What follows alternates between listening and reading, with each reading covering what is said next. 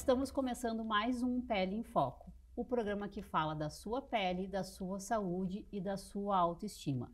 Nós estamos nos estúdios da RS Play TV, no canal 524 da Claro TV e no YouTube. E eu sou a doutora Vanessa Martins Pinto, dermatologista e especialista em procedimentos estéticos faciais. E o assunto de hoje é menopausa, um assunto que atinge muitas mulheres. Todas em alguma fase da vida vão passar por isso. E hoje, para responder as nossas perguntas e dúvidas sobre menopausa, eu trouxe a doutora Júlia Azevedo, que é ginecologista, especialista em reposição hormonal e menopausa. Muito obrigada, Júlia, pela tua presença. Eu que tenho que te agradecer o convite. Para mim é uma honra estar aqui contigo. Te apresenta para o pessoal, conta um pouquinho de ti, aonde tu atende, como é que é. Então, meu nome é Júlia Azevedo, eu sou ginecologista.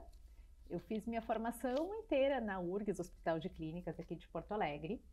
Fiz minha residência em ginecologia, fiz mais um R4, fiz mestrado, entrei no doutorado, sempre trabalhando nessa área de ginecologia de mulheres 40 a mais. Então, o que vai incluir esse universo de reposição hormonal, cuidados da mulher acima dos 40 anos. Que precisa e tem muita coisa mudou, né, assim, nesses últimos anos, assim. Exatamente.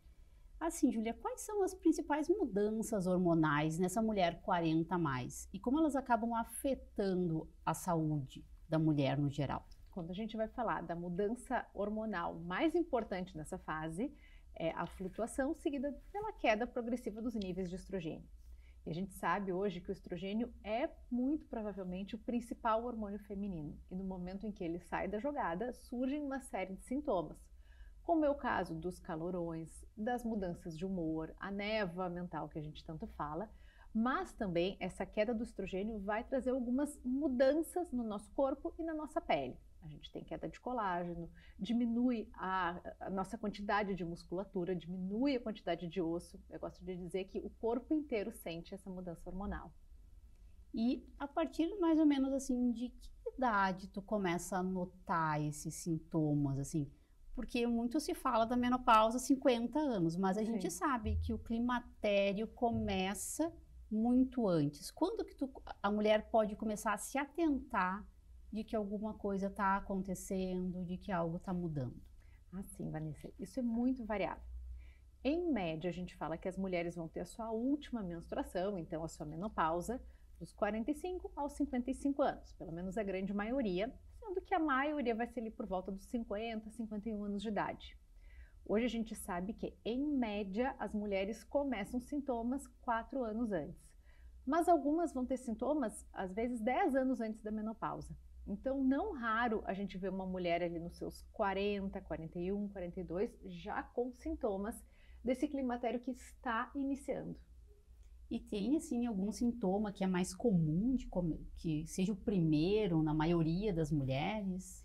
Assim, hoje a gente compreende esse climatério, essa perimenopausa, que é o período que antecede a menopausa, como se tivesse duas fases diferentes.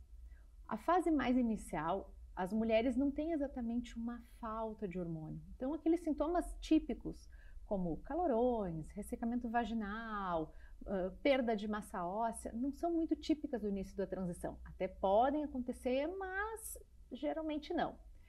O quadro geralmente vai começar com uma mudança de ciclo menstrual, e aí eu vou falar principalmente um encurtamento dos ciclos. Então, mulheres que tinham ciclos de 30 dias, começa a ter um ciclo de 27, 26, 25, daqui a pouco 20 dias. Além disso, nessa fase mais inicial, elas já começam com alterações neurológicas, então a chamada névoa mental, os esquecimentos, mudanças de humor, irritabilidade, piora de TPM, por exemplo. E também elas já podem iniciar com mudanças metabólicas, começar a perceber que vão engordando muito mais facilmente, que começam a ganhar mais gordura na região abdominal, aumenta a glicose, aumenta o colesterol, todo o metabolismo já começa a ficar diferente, às vezes 10 anos antes da menopausa propriamente dita. E explica um pouquinho esse termo, assim, névoa. Explica um pouco para o pessoal, para a gente entender. Assim, a gente sabe que o estrogênio vai afetar o corpo inteiro, mas o órgão que mais vai sentir essa mudança é o cérebro. As mulheres muitas vezes se referem como se elas tivessem um pouco não diria tontas, mas um pouco aéreas. Então elas largam uma coisa que não sabem onde é que largaram, elas às vezes ficam, parece que meio perdidas, começam a falar alguma coisa e se perdem no meio do discurso. Então elas percebem assim que o cérebro delas não funciona bem como funcionava anteriormente, essa chamada névoa mental. Eu brinco que às vezes assim, tu vê a sinaleira fechando e tu não te atina que bom, se fechou tu tem que parar. Tu segue, tu faz umas barberagens assim e sem se dar conta. E isso é muito comum, assim, Muito. muito frequente. Muito frequente e muito precoce. Antes É. mesmo da gente pensar em menopausa, porque vamos pensar, uma mulher ali por volta dos 40 anos, ela às vezes ainda está pensando em gravidez, em outras coisas, ela não está pensando na menopausa, porque na cabeça dela isso vai ser coisa para 50 anos de idade, para mais adiante. Mas agora ela já pode começar com esses sintomas. E porque, estou te perguntando, porque é algo que assim, a gente pode confundir com estresse, com outros problemas, né? E muito provavelmente não vai pensar, aos 40 anos não vai pensar, 41, exatamente. 42, de que seja um sintoma de uma perimenopausa. Tu vai atribuir a outras coisas, cansaço. Exatamente. E a gente sempre justifica as coisas que a gente sente. Então, eu estou sentindo isso porque eu estou muito cansada, porque eu estou muito estressada, por problemas no trabalho, família, Covid, né? Hoje em dia todo mundo é pós-Covid. E a gente sabe que o pós-Covid também pode trazer esses sintomas neurológicos, essa névoa mental. Então, tem um momento que a mulher tem que se dar conta. Não, mas espera aí, o que está acontecendo comigo? Meu ciclo menstrual mudou? O que pode estar acontecendo? Às vezes, quando a gente se dá conta e liga os pontos, já está cheio de sintomas e não se dava conta, não percebia que era disso. Sim, não se dá conta. E na pele, assim, o que tu nota? A gente nota a pele ficar mais flácida, mais fina. O que tu nota, assim, nos teus pacientes em relação à pele? A pele, o que ela... Claro, a cada dia a gente envelhece. Eu sempre digo, hoje nós estamos mais velhas do que ontem, amanhã mais do que hoje. Mas o que as mulheres chegam contando é que parece que a pele delas derreteu. Parece que elas envelheceram assim do dia para a noite. Muita flacidez, muito diferente do que era em outros momentos da vida delas. E também começam a referir, assim, a pele mais fina, pele muito mais ressecada, tanto de corpo quanto de rosto, elas percebem que a pele muda muito. A gente vê bastante isso no consultório. A pele ressecada de pacientes, assim, eu nunca tive pele ressecada, e começa a ter a pele do corpo ressecada, a pele do rosto, tem que mudar toda a rotina de cuidados, os cremes que usava já não podem mais ser usados, porque começa a ficar com a pele seca. E essa questão exatamente essa expressão que tu usaste, de que o rosto está derretendo, a face está derretendo. Daí as pessoas veem, as mulheres veem com uma urgência maior em termos de procedimentos, porque realmente é um aumento de flacidez muito abrupto, assim. Exato. Isso é interessante que, até que tu falaste da pele, hoje em dia a gente sabe que o estrogênio tem uma relação com a nossa produção, inclusive de muco, de secreção pela pele. Então, algumas mulheres talvez não percebam muito isso, ou vão perceber mais tardiamente, mas algumas ainda quando a menstruação está vindo, então elas ainda não têm exatamente uma falta de estrogênio, elas têm algumas quedas, já começam a perceber muito ressecamento de mucosa, então boca seca, olho seco, tosse, que é ressecamento de via aérea, vagina seca, então ressecamento vaginal, e a pele seca também. Isso é como se fosse um combo, isso vem junto. E a gente vê bastante isso. E a questão do colágeno? Como que o estrogênio, essa queda do estrogênio acaba afetando o colágeno, assim? Então, como eu te disse mais anteriormente, quando cai o estrogênio, nosso corpo todo sente. A gente fala, por exemplo, o osso, né? A gente sempre se preocupa tanto com osteoporose. Em 5 anos pós-menopausa, a gente perde 25%, 27% do nosso osso, que é um monte, isso é uma preocupação. É um monte. Quando a gente vai falar de colágeno, conforme o tipo de colágeno, em 5 anos pós-menopausa, a gente perde 30%. Então, claro, a gente perde colágeno a cada ano, mas existe uma queda muito abrupta nos primeiros anos da menopausa. Então, parei de menstruar agora, os 5 anos que seguem são os anos em que eu mais vou perceber envelhecimento na minha vida, justamente por ter essa queda de colágeno tão rápida, tão importante. É bem no período que a gente vê as pacientes indo e essa queixa é bem frequente, assim. Olha, parece que acordei mais velha. Exatamente. Né? Essa expressão, assim. E como que a terapia de reposição hormonal pode ajudar? A gente tem estudos que mostram que a terapia de reposição hormonal melhora a elasticidade da pele, segura esse colágeno que a gente vem perdendo, especialmente quando instituída nesses primeiros anos da pós-menopausa. Melhora também o viço da pele, a hidratação da pele. A gente tem uma grande melhora de pele com a reposição hormonal. O que eu acabo percebendo também, algumas mulheres que estão nessa fase fazem 1000 procedimentos e parece que o procedimento não funciona. Exatamente. E a reposição hormonal faz muita diferença nesse sentido. Então, se ela está repondo, se os seus hormônios estão organizados, ela vai ter uma resposta melhor dos procedimentos que ela vai fazer. A gente nota isso. O paciente que está em terapia de reposição hormonal, o efeito do estímulo do colágeno ou até mesmo de um preenchimento dura muito mais. O efeito acaba durando, ou o estímulo de colágeno ele é muito melhor. A gente faz lá um bioestimulador, Ultraformer. Eu gosto muito em mulher na menopausa fazer essa dupla, né, do Ultraformer com bioestimulador. Mas quando a mulher está fazendo terapia de reposição hormonal, o efeito é outro resultado. É muita diferença. Faz bastante diferença. E quais as pacientes, assim, tu nota que melhoram mais com a terapia de reposição hormonal, assim? Tem um paciente que melhora mais ou não? Eu gostaria de dizer que todas. Mas Sim. O que eu percebo, assim? A mulher, ela tem que estar motivada, ela tem que querer fazer. O que eu observo? Tem mulheres, e isso é uma questão histórica, uma questão cultural nossa, tem mulheres que têm muito medo. Então elas começam, elas sentem qualquer coisinha, já param imediatamente. E aí a terapia não vai dar certo.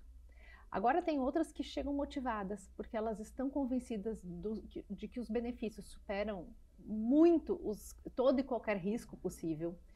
Então essas acabam tendo uma resposta melhor. Vai muito de como que a mulher, quanto ela está engajada, o quanto ela se propõe, não só a fazer a terapia hormonal, e isso é importante, mas entender que a menopausa chegou, o meu corpo mudou, a minha vida agora é diferente e eu preciso fazer a minha parte.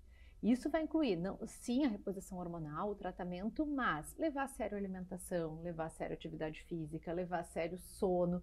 Então, fazer a sua parte é o que vai dar certo. Tem algumas que vão achar que só a reposição hormonal resolve a minha vida. Adoraria dizer que sim, mas não é só isso. Não é só isso. A gente precisa se esforçar também. Sim, esses tempos eu ouvi uma ginecologista fez um comentário sobre, porque até alguns anos, né, aquela questão daquele estudo, a terapia de reposição hormonal acaba aumentando o risco, se teve um grande, assim, se criou um tabu muito grande com a terapia de reposição hormonal. E hoje a gente sabe que não, ela, né, melhora muito. Mas aí eu ouvi essa ginecologista dizendo que antigamente a menopausa era praticamente assim o fim da vida, porque a expectativa de vida era muito baixa. Isso aí é da vida, tu vai ficar assim. E hoje as mulheres vivem 40 anos na menopausa, metade da vida. É muito tempo para tu viver mal. Exatamente. Né? E assim, a gente hoje desmistifica muito isso. Resultados desse estudo, que foi um estudo de 2002, o que eu sempre falo?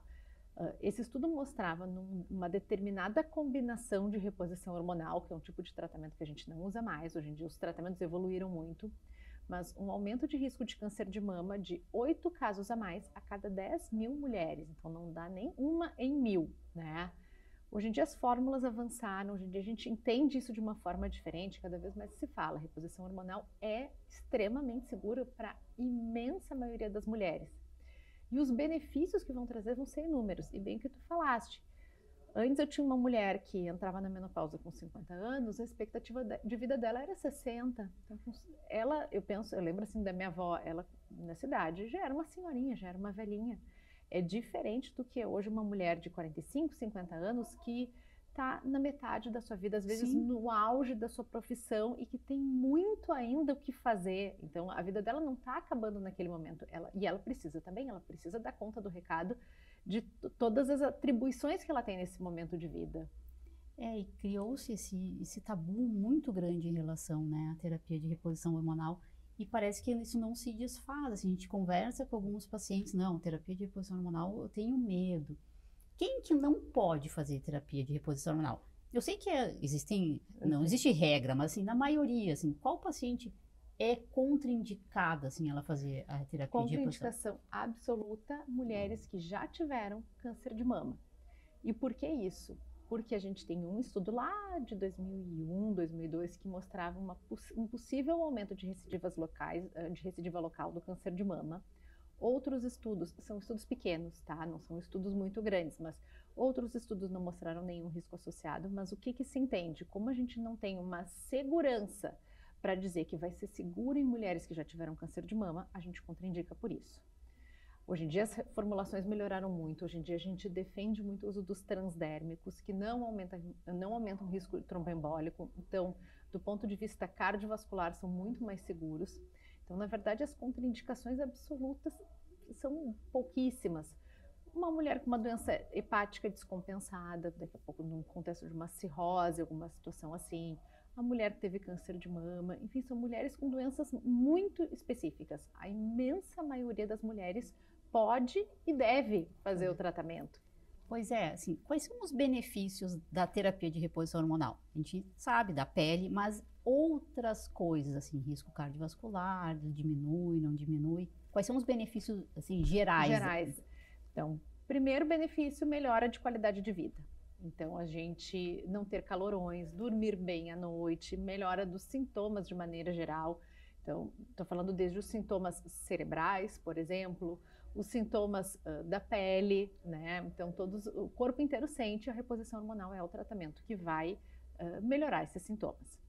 Mas eu vou destacar 3 grandes benefícios. O primeiro deles, redução de risco cardiovascular. Eu digo que é muito raro uma mulher infartar ou ter um AVC com 40 anos. Homem sim, homem acontece, mulher não. Enquanto nós temos nossos hormônios, a gente tem uma proteção contra esses eventos.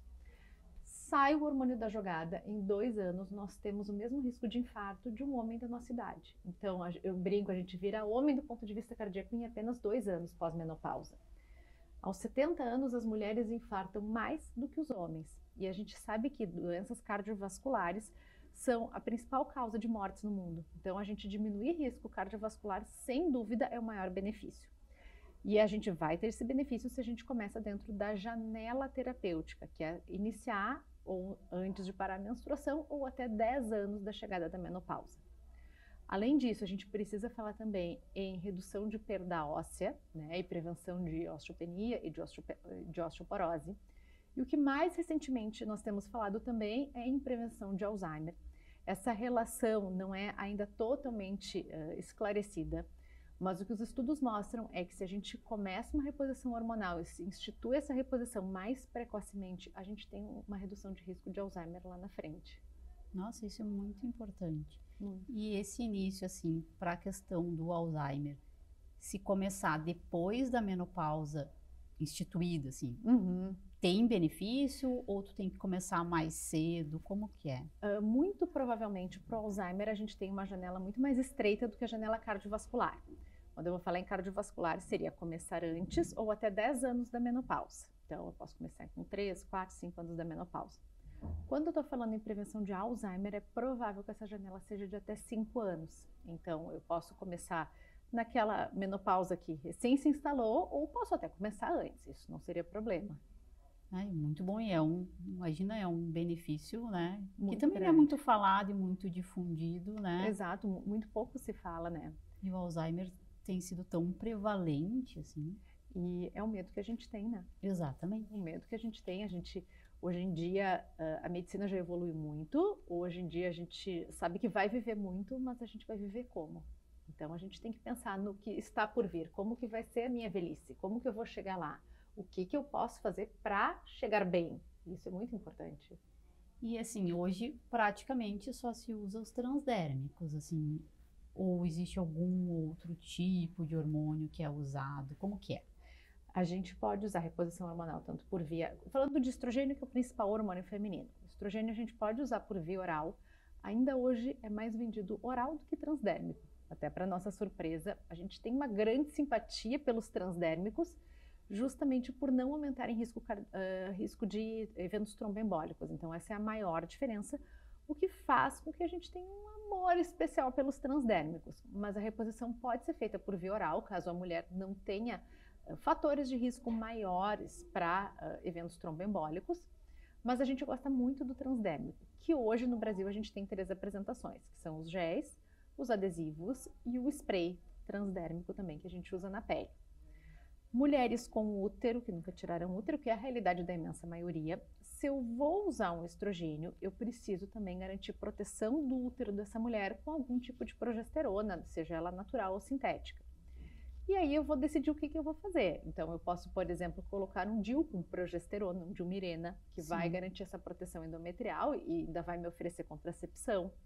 Eu posso usar uma pílula contraceptiva de progestágeno também, ou eu posso usar a progesterona natural, seja por via oral ou mesmo por via vaginal. Sim. Então, usa os dois, tanto o transdérmico quanto o Exato. oral. E a gente vai individualizar qual que vai ser a melhor opção para cada mulher. Então, eu vou optar por oral para uma, gel para outra, adesivo. Eu preciso garantir anticoncepção? Não precisa. Uma mulher que já está na menopausa ou não, então eu vou pensar uma pílula ou posso ir para progesterona natural. Então, tudo isso a gente são muitas variantes que vão nos fazer escolher um ou outro a depender de cada mulher. Sim, é bastante coisa para levar em consideração. Por isso é importante a gente sempre falar sobre a questão de não fazer, não pegar da amiga. Exato. O que serve para amiga não serve para ti, né? Eu gosto sempre de reforçar isso, porque às vezes os pacientes hoje com essa informação na internet têm uma ideia errada de que se sabe tudo pela internet. E aí vai lá, e são medicamentos que, claro, esses tu tem que manipular, mas os outros tem alguns que tu consegue comprar na farmácia. A grande maioria se compra na farmácia, exatamente. Vai usa ali, sem amiga, pega o da amiga e né? Assim, eu tô falando em 2 hormônios que precisam estar bem organizados e bem equilibrados. Então, uma mulher vai precisar de uma dose maior, outra de uma dose menor. Uma eu tenho que pensar em anticoncepção, para outra não. Uma daqui a pouco tem um risco maior de fazer uma acne, a outra vai ter uma pele mais seca. Então, são muitas as variantes que vão nos fazer escolher por uma opção ou outra de tratamento. E nada impede de, nesse curso, inclusive, a gente modificar o tratamento. Então, a gente começa com alguma coisa, olha, não gostei, não deu certo, e aí a gente precisa aumentar a dose, precisa diminuir a dose, e a gente vai organizando de forma individual. Porque no caso do Mirena, a gente vê muito caso de acne, muito agravamento, né? Então, uma mulher que a gente sabe que depois de uma certa idade, aquele anticoncepcional conjugado normal não pode ser mais usado, por riscos também. E é muito comum a mulher trocar pelo Mirena. E a gente pega muito paciente no consultório com piora da acne, ou que não tinha acne e acaba né, agravando. Mas a gente aí acaba tratando. Tem tratamento para acne, né? A gente fala assim, o Mirena tem essa questão de poder trazer acne, maior oleosidade, mas é o que melhor controla sangramento. Então, uma mulher que tem um sangramento aumentado, que é muito comum nessa fase, daqui a pouco vai ser a primeira escolha para ela. Então, por isso que tem que individualizar. Não existe uma única receita de bolo, né? Então, a gente precisa individualizar. Cada mulher vai ser candidata a um ou outro tratamento. E além da terapia de reposição hormonal, o que mais que a mulher pode fazer, assim, para ficar bem, né? Quais outros hábitos ela tem que ter, assim, para ficar bem nesse período? Sabe que uma coisa que eu sempre falo no consultório, com 20 anos a gente faz tudo errado e dá tudo certo. A gente come errado, a gente não dorme direito, a gente não faz atividade física e fica bem. Essa é a verdade. É a verdade. Com 50, se a gente não faz certo, não dá certo. Então, isso às vezes frustra algumas mulheres, porque elas vão dizer assim, eu nunca me cuidei, eu sempre comi assim, eu nunca me exercitei, mas por que agora eu tô desse jeito? Porque agora, se não fizer certo, não vai dar certo. Então, obrigatório, atividade física. Atividade física no mínimo, olha, eu preciso priorizar, não tenho tempo para nada. Tem que fazer alguma atividade física de força, então uma musculação, algo nesse sentido, no mínimo 2 vezes na semana. De força. Força. O que é o ideal? A gente combinar força e combinar o cardio, né? 150 minutos, que é o que a OMS recomenda. Eu só consigo fazer uma coisa, vamos fazer força. Então, a gente precisa tentar ganhar massa muscular, porque essa massa vai ser perdida ao longo da vida. E se a gente quer envelhecer bem, conseguindo ter autonomia, tomar banho sozinho, sentar numa cadeira sozinho, levantar de uma cadeira, a gente precisa ter massa muscular. Então, a gente precisa comer bem, então uma alimentação variada, comer uma quantidade adequada de proteínas, fibras, quantidades controladas de gorduras, carboidratos, precisa fazer atividade física. Eu sempre falo que dormir é muito importante e muitas vezes o sono fica muito prejudicado nessa fase, então se precisar tratar algum quadro de insônia, sim, vamos tratar, mas precisa dormir bem.